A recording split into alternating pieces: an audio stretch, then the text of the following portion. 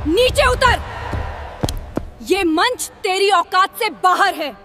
भिखारी, भाग यहाँ से। कहाँ से तू आ गया? चल, तुझे पता है यहाँ करोड़पति आते हैं। मैं भाषण दूंगा। गांव का नाम था बनखेड़ी। शहर से करीब 40 किलोमीटर दूर कच्ची सड़क के आखिरी सिरे पर बसा हुआ छोटा सा गांव। वहीं गांव के किनारे एक सूखे पीपल के पेड़ के पास मिट्टी का एक छोटा सा घर था। उसी घर में रहते थे मोहन और उसका 15 साल का बेटा सोनू। घर इतना छोटा था कि बरसात में दीवारों से मिट्टी झरने लगती। छत पर रखी पुरानी तिरपाल ही उन्हें बारिश से बचाती थी। एक ही कमरे में सब कुछ था। सोने की जगह, चूल्हा, 2 बर्तन, एक टूटी हुई अलमारी और किताबों का ढेर। उन किताबों में सोनू का सपना बसता था। मोहन रोज सुबह अंधेरे में उठता। फटी हुई कमीज, घिसी हुई पैंट, पैरों में चप्पल भी नहीं, बस नंगे पांव। वह पास के कस्बे में मजदूरी करने जाता। कभी ईंट ढोता, कभी सीमेंट मिलाता, कभी सड़क बनवाने में लग जाता। दिन भर की मेहनत के बाद जो 100-200 रुपये मिलते, उसी से घर चलता। सोनू का स्कूल गांव के बाकी बच्चों से अलग था। वह कस्बे के एक बड़े अंग्रेजी स्कूल में पढ़ता था। वहां अमीर घरों के बच्चे पढ़ते थे। चमचमाते जूते, नई यूनिफॉर्म, पीठ पर महंगे बैग। सोनू की यूनिफॉर्म कई बार सिली हुई थी। कॉलर घिस चुका था। बैग पुराना था, जिस पर उसके पिता ने सफेद धागे से नाम काट दिया था। कई बार सोनू को शर्म आती। जब कोई दोस्त पूछता, तू रोज पैदल ही क्यों आता है, वह मुस्कुराकर कह देता, चलने से सेहत बनती है। असल वजह यह थी कि बस का किराया देने के पैसे नहीं होते थे। फिर भी सोनू पढ़ाई में सबसे आगे था। किताबें उसके लिए बोझ नहीं थीं, सहारा थीं। वह जानता था कि यही उसे इस मिट्टी के घर से बाहर निकालेंगी। रात को जब लालटेन की रोशनी में वह पढ़ता, मोहन चुपचाप उसे देखता रहता। एक रात मोहन ने कहा, बेटा, मुझे पता है तेरे कपड़े अच्छे नहीं हैं, जूते नहीं हैं, लेकिन मैं तुझे वहां पढ़ा रहा हूं जहां बड़े लोग पढ़ते हैं। तू पढ़ लिख गया ना तो हमारी जिंदगी बदल जाएगी। सोनू ने किताब बंद की और अपने पिता की तरफ देखा। बाबा, मैं आपको कभी मजदूरी नहीं करने दूंगा। मैं बड़ा आदमी बनूंगा। मोहन की आंखें भर आईं, लेकिन उसने कुछ कहा नहीं। इधर स्कूल में 26 जनवरी की तैयारियां चल रही थीं। मंच सज रहा था, झंडे लगाए जा रहे थे, प्रिंसिपल मीटिंग ले रहे थे। तय होना था कि गणतंत्र दिवस पर भाषण कौन देगा। मीटिंग में ज्यादा चर्चा नहीं हुई। सबकी नजर एक ही लड़के पर थी, अद्विक। बड़े बिजनेस परिवार का बेटा, महंगी घड़ी, नई यूनिफॉर्म, आत्मविश्वास से भरा चेहरा।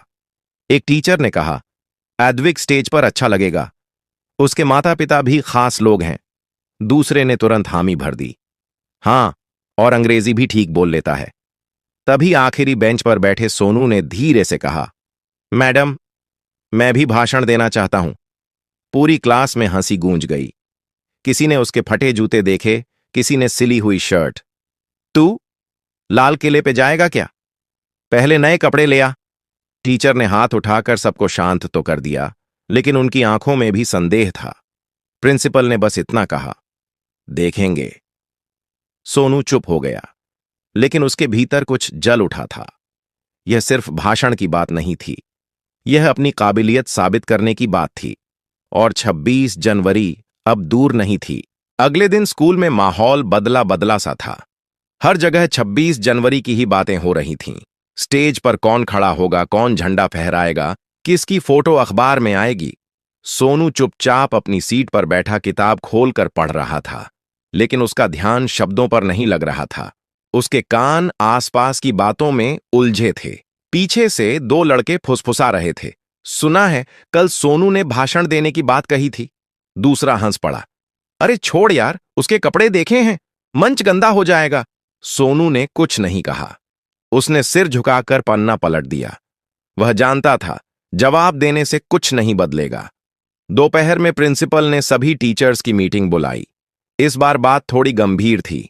एक सीनियर टीचर ने कहा, सर, अद्विक तो ठीक है, लेकिन भाषण बस रटा रटाया होगा। दूसरे टीचर ने नाम लेते हुए कहा, वो जो मजदूर का लड़का है, सोनू, पढ़ाई में अच्छा है, लेकिन वाक्य अधूरा रह गया। प्रिंसिपल समझ गए, लेकिन गरीब है ना? कमरे में सन्नाटा छा गया। प्रिंसिपल उम्र में बड़े थे, सफेद बाल, शांत आवाज।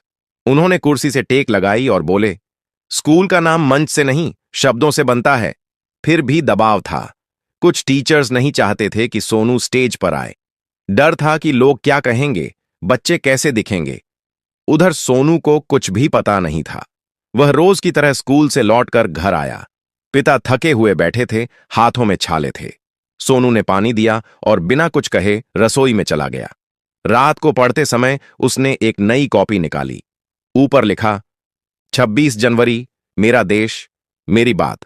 वह लिखता गया, अपने गांव के बारे में, अपने पिता के बारे में, उस सपने के बारे में जो मिट्टी के घर से शुरू होता है। वह लिखता गया बिना यह सोचे कि उसे मौका मिलेगा या नहीं। 2 दिन बाद प्रिंसिपल ने घोषणा की, जो भी बच्चा भाषण देना चाहता है, कल मुझे अपना लिखा हुआ भाषण दे सकता है। क्लास में हलचल मच गई। कई बच्चों ने अद्विक की तरफ देखा। सोनू की आंखों में चमक आ गई। उसने पहली बार महसूस किया, शायद यह एक दरवाजा है।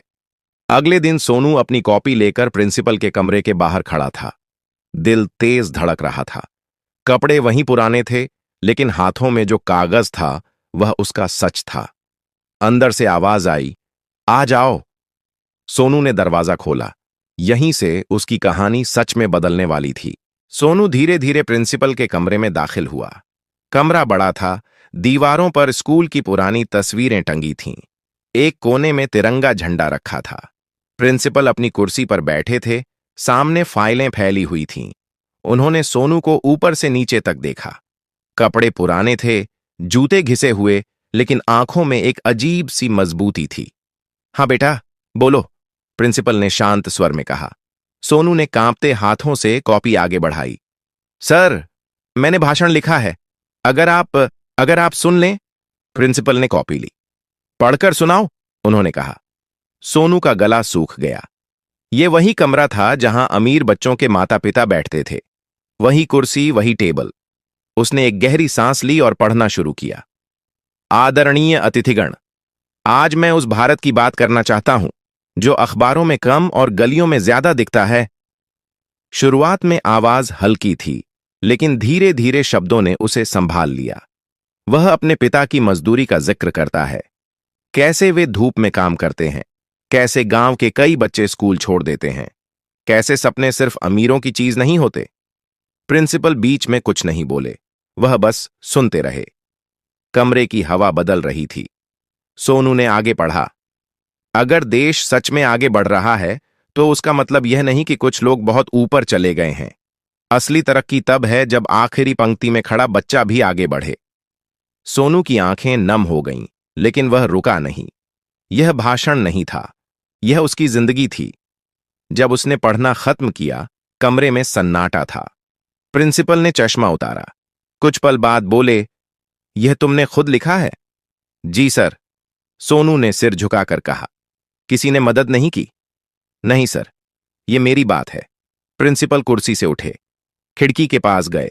बाहर मैदान में बच्चे खेल रहे थे। फिर उन्होंने धीरे से कहा, तुम्हें पता है लोग क्या कहेंगे, तुम्हारे कपड़ों पर, तुम्हारी हैसियत पर।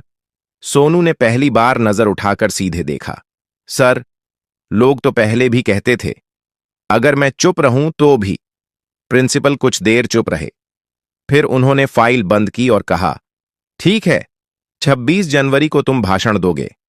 सोनू को लगा जैसे उसने गलत सुना हो। सर? हां, प्रिंसिपल ने दोहराया। यह स्कूल सिर्फ अच्छे कपड़ों वालों का नहीं है, यह मेहनत करने वालों का भी है। जब सोनू कमरे से बाहर निकला, उसके कदम जमीन पर नहीं पड़ रहे थे। कॉरिडोर में खड़े कुछ टीचर्स ने उसे हैरानी से देखा। खबर फैल चुकी थी। घर पहुंचकर उसने पिता को बताया। मोहन कुछ देर चुप रहे, फिर बोले, बेटा, डर मत, सच बोलेगा तो भगवान भी साथ देगा। 26 जनवरी अब बहुत पास थी, और सोनू जानता था यह सिर्फ एक भाषण नहीं है, यह उसकी पहचान की लड़ाई है। प्रिंसिपल के फैसले की खबर पूरे स्कूल में आग की तरह फैल गई। कुछ बच्चों को यकीन नहीं हुआ, कुछ को गुस्सा आ गया और कुछ बस हंसते रहे। सबसे ज्यादा नाराज थे वे लोग जो पहले से तय मान बैठे थे कि मंच पर सिर्फ अमीर लड़के ही खड़े होते हैं। अद्विक के दोस्तों ने सोनू को घेर लिया। भाई, तू भाषण देगा? अरे, माइक पकड़ना आता है क्या? तेरे जैसे लोग तो पीछे बैठकर ताली बजाते हैं। सोनू चुपचाप निकल गया। उसने जवाब देना ठीक नहीं समझा, लेकिन अंदर कुछ टूट रहा था। वह जानता था स्टेज पर चढ़ना आसान नहीं होगा। कुछ टीचर्स भी अजीब बर्ताव करने लगे। कोई बोलता, भाषण ज्यादा लंबा मत करना। कोई कहता, साधारण बातें बोलना। कोई भारी शब्द मत इस्तेमाल करना, जैसे वे उसे पहले ही छोटा कर देना चाहते हों। शाम को घर लौटकर सोनू ने लालटेन जलाई और भाषण दोबारा पढ़ने लगा। हर लाइन के साथ उसे अपने पिता का चेहरा याद आता। मजदूरी से लौटते हुए थके कदम, हथेलियों में पड़े छाले। अचानक पिता ने पूछा, डर लग रहा है क्या? सोनू कुछ देर चुप रहा, फिर बोला, बाबा, अगर मैं स्टेज पर अटक गया तो? अगर लोग हंसने लगे तो? मोहन ने मिट्टी के फर्श पर बैठते हुए कहा, बेटा, मैंने जिंदगी भर लोगों की हंसी झेली है, लेकिन मैंने कभी मेहनत नहीं छोड़ी। तू सच बोलेगा तो डर खुद भाग जाएगा। अगले दिन स्कूल में रिहर्सल थी। मंच पर पहले अद्विक को बुलाया गया। उसने साफ कपड़ों में रटा हुआ भाषण पढ़ा। ताली बजी। फिर सोनू का नाम पुकारा गया। वह मंच पर चढ़ा। माइक उसके मुंह से थोड़ा ऊंचा था। उसने उसे ठीक किया। एक पल के लिए सब कुछ घूमता सा लगा। कुछ बच्चे फुसफुसाने लगे, देखो इसके जूते, कपड़े कितने पुराने हैं। सोनू ने आंखें बंद कीं। उसे पिता की आवाज याद आई, सच बोलेगा तो डर भाग जाएगा। उसने बोलना शुरू किया। पहली 2 लाइनें लड़खड़ाईं, लेकिन फिर शब्द अपने आप बहने लगे। पूरा मैदान शांत हो गया। रिहर्सल खत्म होने पर कोई ताली नहीं बजी, लेकिन प्रिंसिपल चुपचाप खड़े थे। उनकी आंखों में संतोष था। 26 जनवरी अब बस एक दिन दूर थी। सोनू जानता था कल का दिन उसकी जिंदगी बदल सकता है। 26 जनवरी की सुबह ठंडी थी। गांव के ऊपर हल्की धुंध छाई हुई थी। सोनू सुबह बहुत जल्दी उठ गया। रात भर उसे नींद नहीं आई थी। दिल में डर भी था और उत्साह भी। उसने पानी से मुंह धोया और अपनी वही सिली हुई यूनिफॉर्म पहनी। पिता ने उसे देखा और बोले, आज यही कपड़े तेरी पहचान बनेंगे। स्कूल पहुंचते ही माहौल अलग था। चारों तरफ तिरंगे, गुब्बारे, मंच पर माइक, कैमरे। बाहर कुछ स्थानीय नेता भी आने वाले थे। बच्चों को लाइन में खड़ा किया जा रहा था। सोनू को मंच के पीछे बैठने को कहा गया। एक टीचर ने धीमी आवाज में कहा, भाषण जल्दी खत्म करना, ज्यादा कुछ मत बोलना। सोनू ने सिर हिला दिया, लेकिन मन में तय कर चुका था, जो लिखा है वही बोलेगा। कार्यक्रम शुरू हुआ। झंडा फहराया गया। राष्ट्रगान हुआ। तालियों की गूंज के बीच एंकर ने घोषणा की, अब भाषण के लिए मंच पर आ रहे हैं हमारे विद्यालय के छात्र। पहले अद्विक का नाम लिया गया। वह आत्मविश्वास से मंच पर गया। तैयार भाषण पढ़ा। तालियां बजीं। फिर एंकर ने कहा, और अब सोनू। सोनू के पैरों में जैसे जान नहीं बची थी। फिर भी वह मंच पर चढ़ा। पूरा मैदान उसकी तरफ देख रहा था। उसने माइक पकड़ा। एक पल चुप रहा, फिर बोला, आज हम सब यहां तिरंगे के नीचे खड़े हैं। ये तिरंगा अमीर गरीब नहीं देखता। पहली ही लाइन में सन्नाटा छा गया। सोनू बोलता गया, अपने घर की मिट्टी की बात, अपने पिता की मजदूरी की बात, और उस सपने की बात जो हर गरीब बच्चा देखता है। कुछ टीचर्स की आंखें झुक गईं। कुछ बच्चों ने ताली बजाना शुरू कर दिया। अंत में सोनू बोला, अगर देश को आगे बढ़ना है तो हमें हर बच्चे को बराबर मौका देना होगा, चाहे उसके कपड़े जैसे भी हों। कुछ सेकंड सन्नाटा रहा।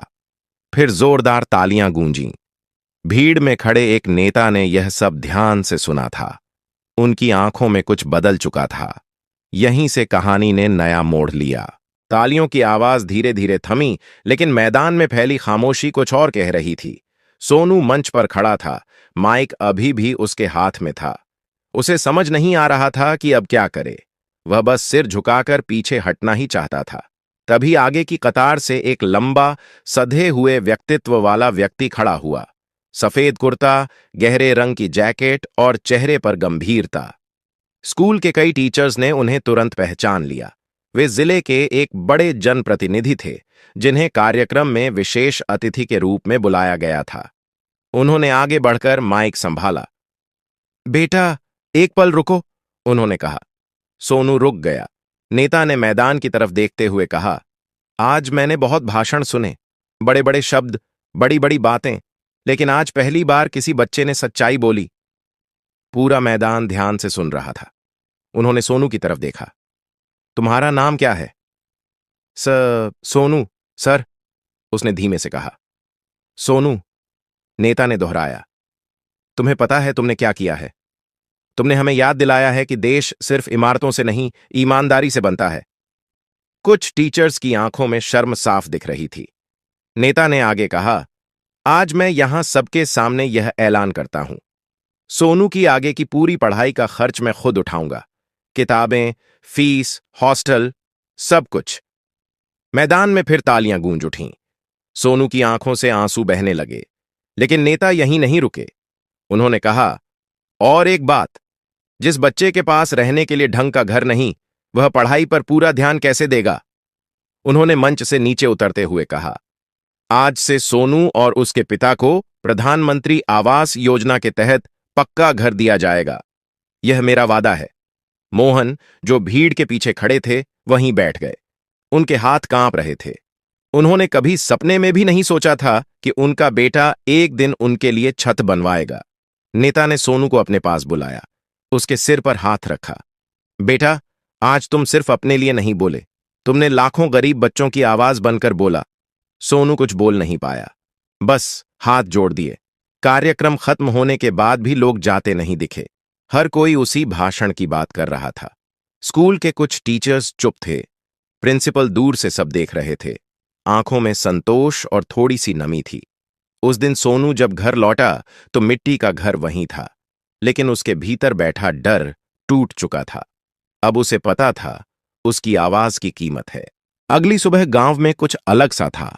जो लोग कल तक सोनू को बस मोहन मजदूर का लड़का कहते थे, आज वही लोग उसका नाम पूछ रहे थे। किसी ने अखबार लाकर दिखाया, किसी ने मोबाइल पर वीडियो। छोटे से स्कूल के मंच से दिया गया भाषण अब पूरे इलाके में चर्चा का विषय बन चुका था।